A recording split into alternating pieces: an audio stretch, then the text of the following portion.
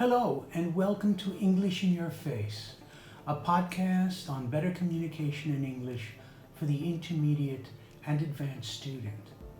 I am your host, Peter Mangiaracina, and this is the video version of episode 6 for January 2nd, 2018.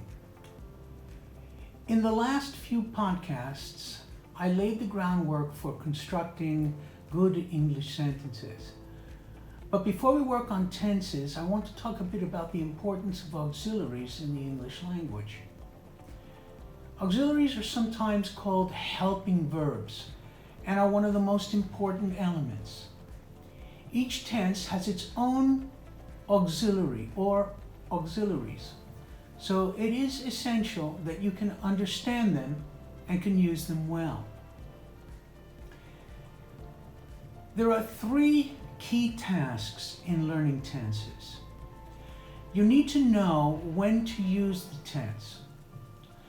You should handle time markers, which can indicate tense. But the most important element in actually using the tense is the auxiliary. English is unique in its use of auxiliaries. Many languages don't need them, but in English, without them, you can't even ask a question. But auxiliaries are not just for questions. Questions like, do you have a pen? When did you see the concert? Why haven't you had dinner yet? These are common questions, and yes, you need auxiliaries, but they have other uses as well. Auxiliaries are used for all negative answers in English, regardless of the tense. For example, would you like to be president of the USA? No, I wouldn't like to be president of the USA. Auxiliaries are used for short answers. Instead of an awkward conversation that would go something like this, do you have time to come over to my house and work on the project and then maybe get something to eat?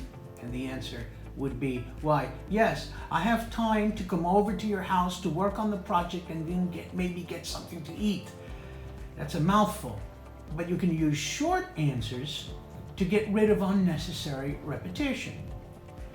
Do you have time to come over to my house and work on a project and then get something to eat? Yes, I do. Auxiliaries are used for echo questions. And echo questions are used to indicate surprise or prompt the speaker to give more information. For example, I'm quitting my job and moving to Zimbabwe. Wait, what? You are? Auxiliaries are used for tag questions. Now, I discussed tag questions in my very first podcast in detail. They're little questions that appear at the end of a statement that are generally used for confirmation. You speak English, don't you? People shouldn't wear funny hats, should they? You can see just how important auxiliaries are, so learn them all for every tense and practice them often. Practice them in all the situations I just described, especially tag questions, which seem to be the most difficult to manage for ESL students. Thanks for listening. You can reach me on iClaudius on Twitter and on Peter's Language Services on Facebook. You can also see my teaching materials on my personal website, petermangiaracina.com. Well, that's all for this podcast, and I'll see you next time.